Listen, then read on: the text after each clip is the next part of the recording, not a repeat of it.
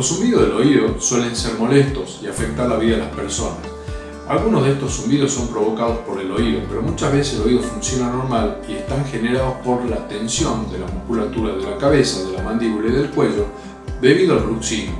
Para estos casos en particular existen prácticas que no son invasivas y sin necesidad de uso de placas de relajación. Soy Marcelo Sklarowski, odontólogo, especialista en bruxismo, y te invito a conocer más sobre los tratamientos online.